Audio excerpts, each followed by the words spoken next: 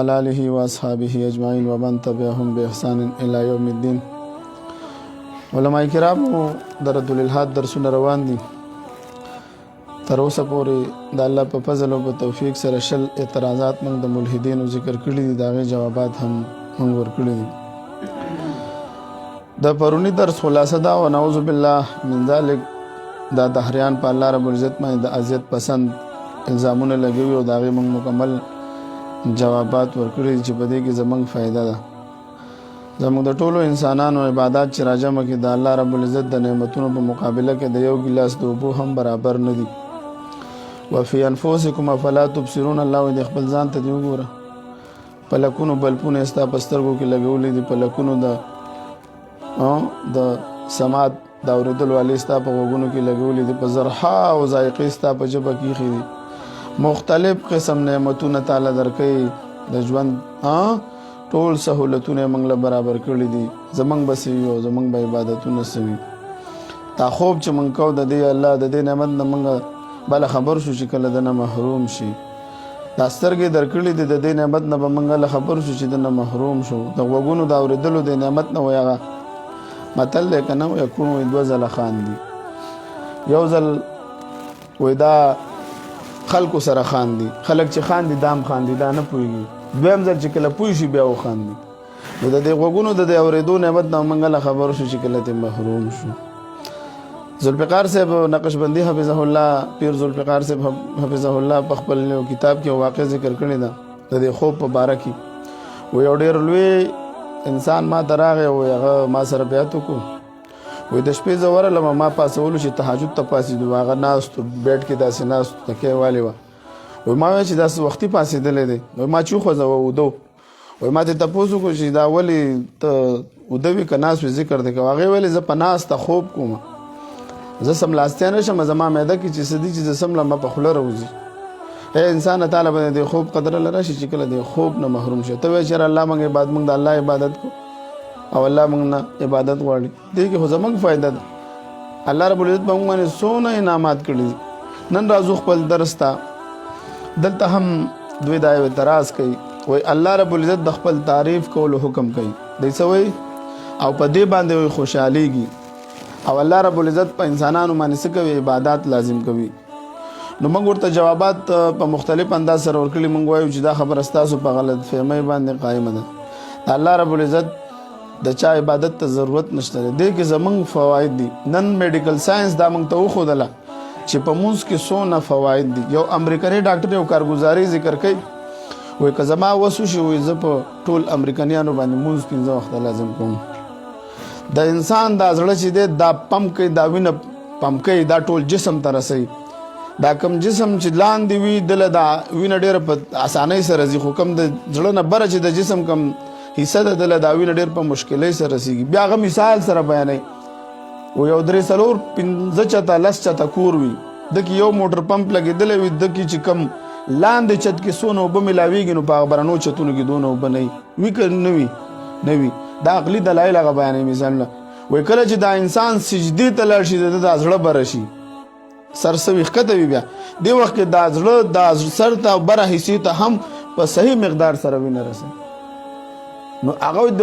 د مونځ دامره فواید دي. په دې کې خو زموږ فایده ده. نو دا خبره د دوی غلطه ده چې الله رب العزت په خلکو عبادت لازم کړي دی او خپل تعریف وښیي. نه، موږ به څه یو، موږ زموږ عبادتونه به څه وي. د الله محبوب صلی الله علیه وسلم وایي چې الله زه ستا د عبادت حق نشم ادا کولی، نو نور مخلوقات به څه ادا کړي. نو عبارت مولوي صاحب شروع کوي، اعتراض او جواب شروع کوي. انشاءالله نور مخکې ځو د خیره. بسم الله الرحمن الرحیم. یویشتم اعتراض: الله تعالی د خپل تعریف کولو حکم ورکوي او په دې باندې خوشحالیږي. جواب: دا اعتراض په غلط فهمۍ باندې قایم دی، ځکه الله تعالی د چا تعریف ته محتاج نه دی، ځکه الله تعالی صمد صفت لري. الله صمد، الله د هر څه نه بېنیازه دی. چې بېنیازه شو رښتیا وایه د چا عبادت ته به محتاجي لري؟ نه. ځه مخکې ځه. د هر څه نه بېنیازه دی. د چا د عبادت کولو سره هغه ته څه فایده نه رسېږي او نه د چا د ګناه کولو په وجه هغه ته څه نقصان رسېږي. نبي علیه صلات وسلام حدیث مبارک دی: لا احصي ثناء علیک انت کما اثنیت علی نفسک، رواه الترمذی. نبی علیه صلات وسلام فرمایي زه طاقت نه لرم هغه شان د ثنا او صفت کوم چې تا د خپل ځان ثنا او صفت بیان کړی دی. د نبی علیه الصلاۃ والسلام په شان هستی چې اقرار کوي چې الله یا الله ستا د صفت ادا کولو حق موږ نشو ادا کولی بل څوک دی چې د الله تعالی د تعریف حق به ادا کړو بل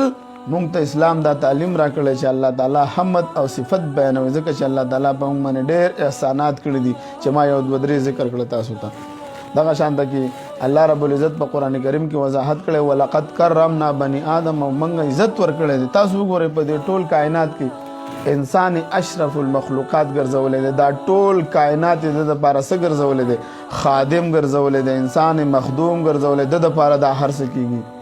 الله رب العزت وایي چې دا هر څه ما تاسو دپاره پیدا کړي دي وخلقتک لاجل او تاسو مې خپل ځان خلقت الاشیاء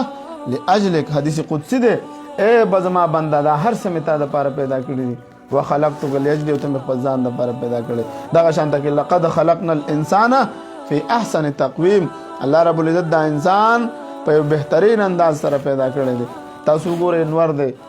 که څومره کائنات دي د انسان نه علاوه د حضرت انسان نه علاوه دا د فطري قانون لاندې پابند دي د یو سکند ته د الله د حکم نه خوا دې خوا کېدلی نشي او انسان ته مکمل اختیار ورکړی دی دا انسان په دې خپل اختیار سره څه کوي که نیک عمل کوي او که بد عمل کوي په دې کې د انسان الته نتیجه به مرتب کېږي بابا اشعار موږ ذکر کړي دي وایي مخلوقات واسې نه دی پېژندلی لکه د سره چې قدر د خپل ځان دی د زرګونو صفتونو راشه ګوره دنه مخکې بابا صفتونه د الله کوي وایي څوک د خاورو شي یو ګل پیدا کولی پیدا کړی د خاورو ګلستان دی وایي څوک د څنګه شي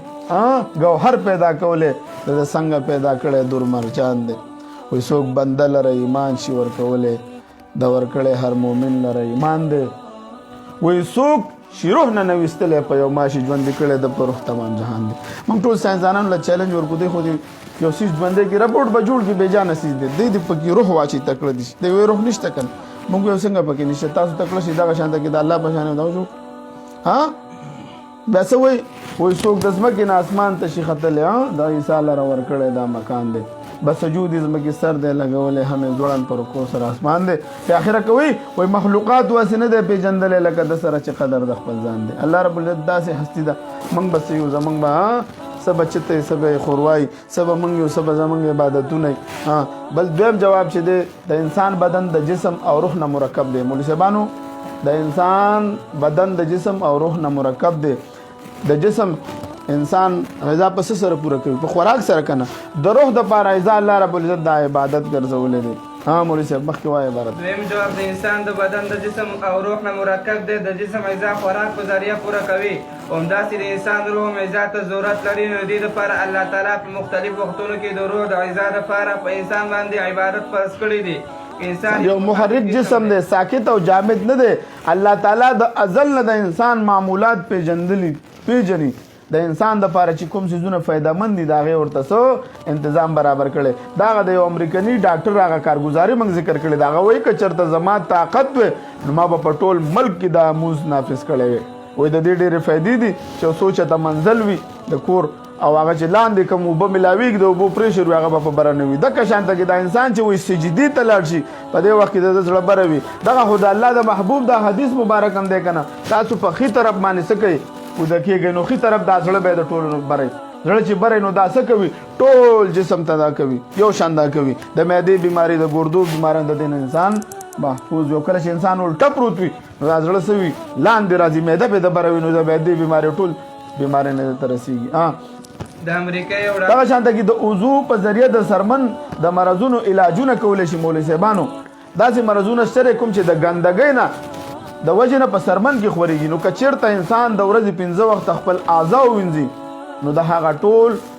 مرضونو به د حفاظت وشي مولوي صاحبانو په ده باندې علما کرامو او ډاکټرانو پروفیسرانو په مکمل تصانیف لیکلي دي یو پکې ډاکټر شرافت علي صاحب دی او داسې نور موږ سره شته دی په کتابونو هغې نه موږ څه ناڅه دغه ذکر کړي دي وایي وضو د هغه ټولو مرضونو علاج دی کوم چې د ګندګۍ نه خورېږي لکه هغه اکثر پوره د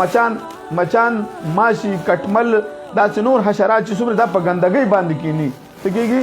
دا په ګندګۍ باندې کینی نو د دې په وجه باندې بیا دا چې د انسان جسم ته راوځي ملیریا ټایفاید کم چې ورته معدې ته به وایي دغه شانته کې خارخ